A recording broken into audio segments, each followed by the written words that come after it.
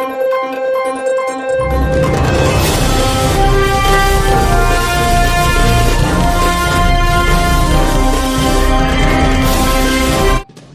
स्वागत है आप सभी का हमारे एमपी फास्ट खबर सच जो आप देखना चाहते हैं चैनल में।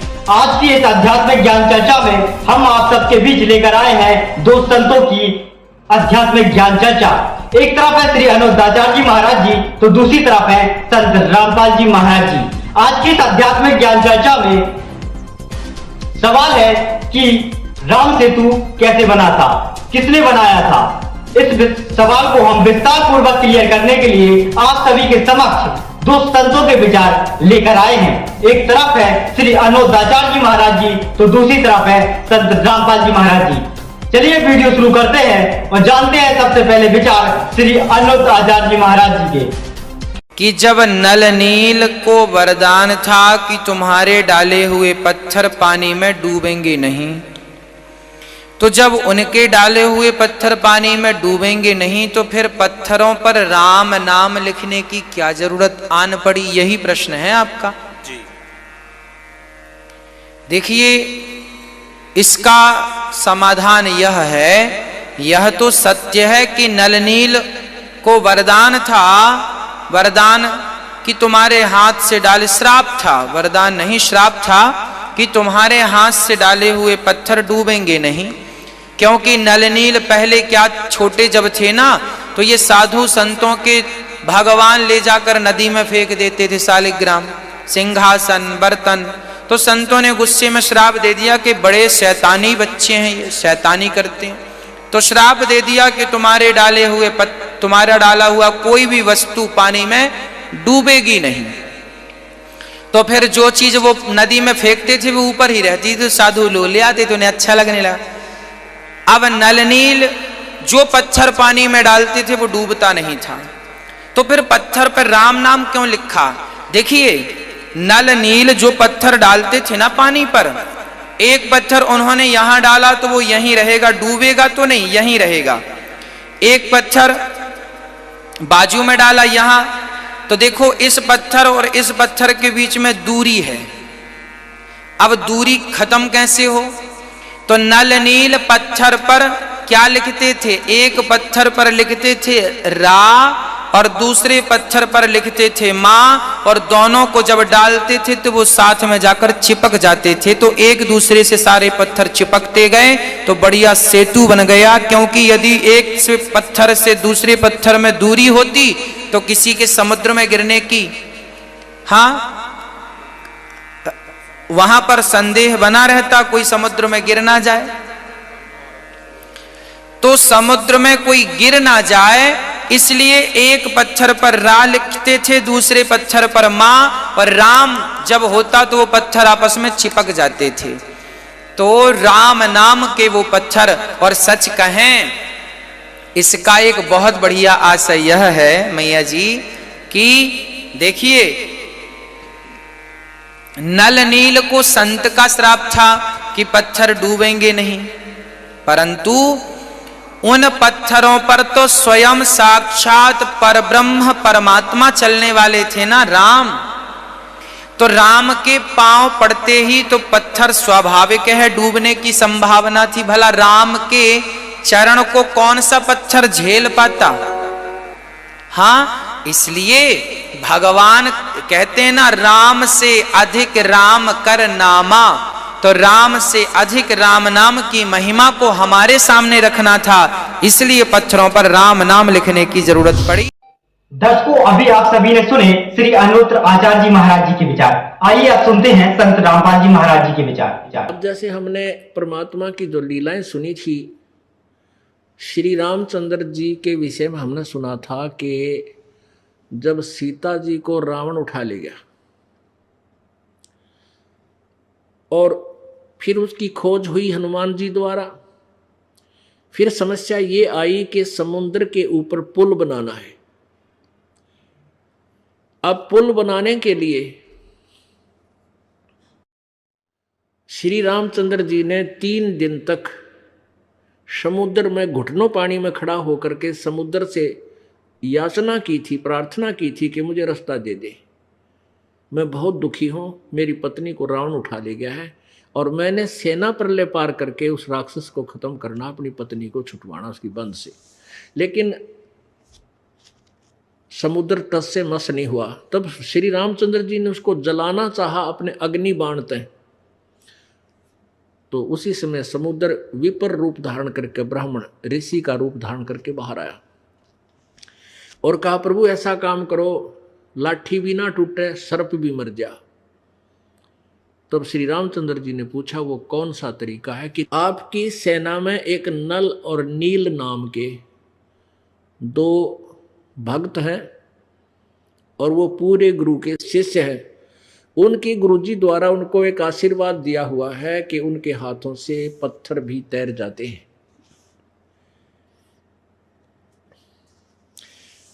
अब जैसे श्री धर्मदास जी पहले हिंदू धर्म में जन्मे थे और रामचंद्र जी, श्री कृष्ण जी और विष्णु और ब्रह्म, इनकी शंकर जी की महिमा बहुत सुनी हुई थी, तो यही कहा करते थे कि श्री रामचंद्र जी ने समुद्र पे पुल बना दिया, तो परमात्मा ने कहा था, बेटा वो पुल भी रामचंद्र ने नहीं बनाया था, इस दास ने बनवाया था। क्योंकि परमात्मा ने अपने आप को एक दास की भूमिका से भी परिचित कराना था। हमारे लिए वो शब्द बोला करते थे। फिर सारी कहानी बताई थी कि नल और नील, इनको बहुत असाध्य रोग था। कबीर जी ने बताया, कहीं पर भी किसी संत ऋषि मंडलेश्वर से इनका रोग दूर नहीं हुआ। सभी ने कह दिया कि तुम्हारे प्रारब्ध का कर्म का दंड है और ये तुम्हें किस्मत में लिखा है, भोगना ही पड़ेगा, आजीवन ऐसा ही चलेगा। तब कबीर परमेश्वर के सत्संग में पहली बार गए थे, परमात्मा के चरण छुए थे। परमेश्वर कबीर जी ने इनके सिर पर हाथ रखा था तो दोनों स्वस्थ हो गए थे। उसके बाद इनकी सेवा में काफ़ी रुचि होगी थी और ये काफ़ी दिन परेशान रहने के कारण मेंटली डिस्टर्ब फिर भी रहते थे, लेकिन स्वस्थ पूरे हो गए थे। और भगवान में ज़्यादा आस्था होने के कारण ये कोई कपड़े उपड़े भक्तों के, बूढ़े ठेरों के, जो रोगियों के सत्संग में आते थे, 2-4 दिन सत्संग प्रभु किया करते थे ऐसे दरिया के किनारे। तो वो नल और नील परमात्मा ने बता दिया था, बेटा जितनी सेवा भी करोगे वो काम आया करे। सत्संग में आकर के चौधरी नहीं पाके, दास बनकर रहे और सेवा कर अपने हाथा ते, इस तो बहुत पाप कटा करे। अब वो तो दुखी थे, उनके तो कांटे निकल रहे थे, अब वो तो उस दुख में जूता पह रहे थे, भाई फिर ना लग जा। और परमात्मा की प्रत्येक बात को सत्य मानते थे। तो ऐसे वो क्या करते थे, जैसे कोई बुजुर्ग हैं, बीमार हैं, उठ नहीं सकते, अंधे हैं, पैरालिसिस हैं, परमात्मा के पास ऐसे दुखी लोग ज़्यादा आते थे और कुछ दिन मालिक उनको ज्ञान गुण सुना कर धीरे धीरे उनको स्वस्थ कर देते थे। तो वो नल और नील उनके कपड़े ले जाते धोने के लिए या बर्तन साफ करने के लिए। तो दरिया में बैठ, पहले साबुन सुबुन तो थे कोई ना, पानी में पहला भिगो दिया करते, मैल गल जाएगा, फिर देव मोगरा उन कूटा करते पत्थर पर गिर के, ऐसे कपड़े धोया करते, ऐसे ही बर्तन साफ करते थे, पहले पानी में भिगो देते, फिर रेत से साफ करा करते, दरिया के रेत से। इस दृष्टिकोण से वो कपड़ों को, बर्तनों को पानी में भिगो देते नल नील, और स्वयं दरिया के किनारे किसी वृक्ष के नीचे बैठ के सत्संग में सुनी हुई बातों से चर्चा करते थे और कहते थे, देख किसा भगवान मिला, अपना दुख दूर हो गया है, परमात्मा सब जगह घूम लिए थे, ये सारे नकली संत हैं, सबके पास चले गए थे हम, और सब ने कहते तुम्हारे कर्म में लिख रखा है तो भोगना ही पड़ेगा। देखा वो संत है, वो तो नकली है, सारे नकली। यानी इस तरह की बातें वो चर्चा चलती रहती। उधर से क्या होता, जब वो धोने के लिए जाते बर्तन कपड़े, तो कुछ कपड़े कुछ बर्तन दरिया के धार में बह जाते, उनको पता नहीं लगता, वो वापस आते लेके। अब किसी का कमीज कोई ना, किसी का पजामा खो गया, किसी की धोती नहीं था, किसी का कटोरा को नहीं, किसी की थाली गुम, तो इन्हों कहते भाई मेरे 4 बर्तन ले गया था, 2 ले आए तुम। उनको पता नहीं था, वो कहते नल नील है कि नहीं भी सारे ले आए हम तो न्यू के न्यू। तो फिर और जो दूसरे सेवक के बताते थे कि ये क्या कर रहे हैं, उन्हें भिगो कर दूर बैठ जाते हैं, ये भगवान की महिमा वहाँ चर्चा चलाते रहते हैं और पीछे से ये बह जाते हैं, इनको पता को नहीं, इनको भी पता नहीं सचमुच कोई वस्तु बह गई है। तो फिर एक दो बार ऐसा हुआ तो उन्होंने कहा भी आगे से हम ठीक ले आवांगे। नलनील कहने लगे आगे ध्यान रखेंगे, फिर भूल जाते। तो उन्होंने फिर एक दिन गुरुदेव के सामने कह दिया कि गुरुदेव ये भक्त हैं तो बहुत अच्छे, लेकिन ये ऐसे ऐसी कहानी ऐसी बात बन जाती है, हमारे कोई कपड़ा गुम कराते हैं, कोई बर्तन, तो इनको कहो कि हमारी सेवा ना करें तो अच्छा है,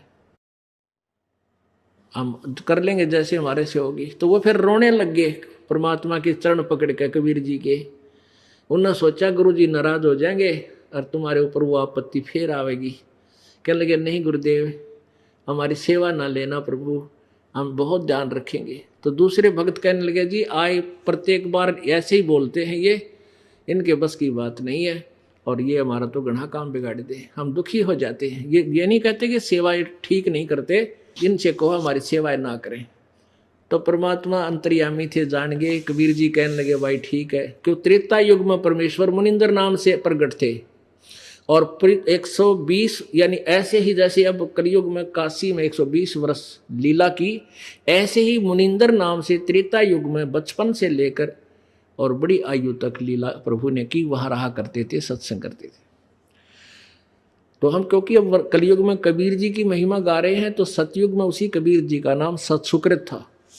तो सतसुकृत उर्फ कबीर जी कहने लगे भाई नलनील तुम सेवा करो बेटा, रो मत, आशीर्वाद है मेरा, आज के बाद तुम्हारे हाथ से कोई वस्तु जल में नहीं बहेगी, डूबेगी नहीं, चाहे पत्थर भी रख दियो बेटा। तो ये आशीर्वाद था कबीर भगवान का उस नल और नील को ऐसे। तो फिर वो नल नील से रामचंद्र जी ने पूछा, श्री राम ने, कि भाई अब बुलाओ नल नील को। अब नल नील के पास जो बुलाने गए, उन्होंने कहा चल आपको श्री रामचंद्र जी यानी राजा बुला रहे हैं और तुम्हारे हाथ में कोई शक्ति है क्या, पत्थर तर जाएंगे। समुद्र ने प्रकट होकर बताया है। तो बस फूल के डोडा हो गए, फूल का चौड़े पाक के खाओ, हमारे अंदर शक्ति है। और वहां से चल पड़े। श्री राम ने चंद्र जी ने पूछा क्यों भाई बच्चों, क्या तुम्हारे हाथ में ऐसी कोई पावर है, शक्ति है, पत्थर तर जाएंगे? हाँ जी। अच्छा एक बार एग्जाम्पल एक्सपेरिमेंट करके दिखाओ मैंने। उन दोनों पत्थर ठाए भारा भारा और रखे, पानी में डूब गए। दूसरे फिर ठाए, वो भी डूब गए। वो सोचे क्या हो गया, फिर ठा के रखा, वो भी डूब गया। तब समुद्र ने कहा कि नकम्यो, तुमने अपना गुरुदेव याद नहीं किया, तुम महिमा के भूखे हो। क्योंकि उन्होंने सोचा कि आज तुम्हारी महिमा पूरी सेना में हो जाएगी और तुम्हारे जो है ना पूरी सब महिमा करेंगे, अंगद भी फेल हो जाएगा, हनुमान जी भी फेल होगा तुम्हारे सामने, या किसी के पास पावर नहीं, हमारे पास। और यह जीव ने मारे। जिस दिन मैं शब्द आ जाता है उसी दिन प्रभु का हाथ उठ जाता है। फिर ये जीव का जीव है, क्या भी होता है जीव का बता। ये आकाश में उड़ जाता था रावण, एक मालिक की शक्ति लेकर छोटी सी भक्ति करके उसमें सिद्धि प्राप्त कर ली, हवा भर ली टायर में, और वह पंचर होया जब फिर दे ही हो गया, कुछ ना पाया। तो ऐसे हमारी या दुर्गति न्यो हो से। इतने में समुद्र बोला कि अपने गुरुदेव ने याद कर दिया तुम्हें, भगवान ने भूल गया आज दिखा है। तब उन्होंने अपने गुरुदेव को याद किया है और परमात्मा ने तो करना था वो काम, क्योंकि भक्ता के हितकारी बनकर सबकी करो संभाल जी, सबकी यानी तीनों लोकों में प्रवेश करके सबका धारण पोषण करने वाले, यानी सबकी जैसी भी कोई आपत्ति जो उनके संस्कार वश है, ये परमात्मा ही जाके करता उनको ठीक है। अब वो ऐसी स्तुति कर ही रहे थे, एकदम ध्यान गया दूर, परमात्मा कबीर जी आने लग रहे, मुनिंदर परमेश्वर जी। नल नील कहने लगे वो आगे हमारे गुरु जी, वो आगे गुरु जी, अब तो सब ठीक कर देंगे। अब अपनी जान बचाने के लिए हमारे तो कुछ हुआ नहीं, वो आगे गुरु जी, वो अब सब ठीक कर देंगे। सबकी दृष्टि गई, परमात्मा निकट आ गए, साधु संत रूप में थे। श्री राम जी ने भी नमस्कार किया, सब ने प्रणाम किया। अपनी जो राम कहानी थी श्री रामचंद्र जी ने बताई और कहा प्रभु मैं बहुत दुखी हूँ, जब आप अपने शिष्यों को आशीर्वाद दे सकते हो शिला तराने की, तो मुझ पर कृपा करो, समुद्र पर पुल बन जावे। श्री रामचंद्र जी ने कहा परमेश्वर से कि हे ऋषि जी, आज आपके भक्तों के हाथ में करामात नहीं रही और मेरा दुर्भाग्य है कि इनके हाथों से भी पत्थर तर नहीं रहे।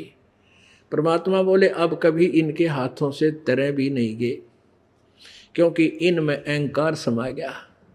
तब श्री रामचंद्र जी ने चरण पकड़े, प्रार्थना की, हे ऋषिवर, एक बहुत बड़ी आपत्ति का सामना मुझे करना पड़ रहा है, आप कृपा कर दो, कुछ ऐसा वर दे दो ये समुद्र पर पुल बन जावे। तब परमात्मा ने कहा कि इस पहाड़ के चारों ओर मैंने एक रेखा खींच दी है। परमात्मा ने अपनी सोटी ते, डंडे ते उस पर पहाड़ के चारों तरफ बहुत लंबे चौड़े क्षेत्र में एक लाइन सी लगा दी, जैसे लकीर सी खींच दी। कहा कि इसके बीच के पत्थर उठा लो, मैंने हल्के कर दिए, सारे तरेंगे। अब वो पत्थर उठाए गए, फॉर एग्जाम्पल पहाड़ उसमें डाले गए, काट पीट के। नल नील एक कारीगर भी अच्छे थे, तो नल और नील ने फिर वो तराश तरुश के एक दूसरे में फंसा दिए और तर रहे थे वो परमात्मा की कृपा से। अब वो पहाड़ थोड़ी सी दूरी पर था, वहां से उठा कर लावे थे। तो हनुमान जी क्या करते थे, पहलवान थे, अच्छा तगड़ी शक्ति थी, बड़े बड़े पत्थर लाते थे उठा के, और प्रतिदिन वो क्या करते थे, उसके ऊपर राम शब्द लिख लेते थे। अब वो राम शब्द से क्या है कि उस प्रत्येक व्यक्ति, भगवान के चाहने वाले सारे साधु संत इकट्ठे हो रहे थे उनकी सेना में, कि वो अपना नित्य नियम भी ना भूले। राम जैसे पहले हमने देखे, ये लाला जी हमारा वहाँ कणक तो लेने आया करते गांव में, घर में, तो वो क्या तराजू से तोलते थे, 5-5 किलो का एक दढ़ी होता था। तो वो एक कहते थे, 1 राम जी, 2 राम जी, अपनी गिनती भी करते थे, राम का नाम भी लेते थे। 3 राम जी, यानी 3 हो गए भाई, 3 दढ़ी तोल लिया। 4 राम जी, 5 राम जी। तो वो राम शब्द ऐसे लिखते थे, वो तोलते राम जी तो नहीं, तराजू तो तोलते थे। तो ऐसे ही ये हनुमान जी उस पर राम नाम अपनी दिनचर्या डेली करने के लिए वे भगवान का नाम याद रहा है। 1 राम जी, 1 पत्थर लिया, 2 राम जी, ऐसे वो लिखा करता था। तो हम पहले क्या सुनते थे कि भाई जब लोक वेद हम सुनते थे, ये सुनते थे कि भाई भगवान राम ने पत्थर तिरा दिए, पुल बना दिया समुद्र पर। फिर कोई कहता ना हनुमान जी ने राम लिख दिया था, राम का नाम, इसलिए पत्थर तिर गए। फिर नहीं कहते ना नल नील ने पत्थर तिराए थे, वो पुल बनाया था, कोई सिर था ना पैर था। अब पता चला वह पुल बनाया किसने था, रे नल नील यतन कर हार, तब सतगुरु से करी पुकार। रे नल नील यतन कर हार, तब सतगुरु से करी पुकार। जा सत रेखा लखी अपार, सिंधु पे शिला तराने वाले। जा सत रेखा लखी अपार, सिंधु पे शिला तराने वाले। धन धन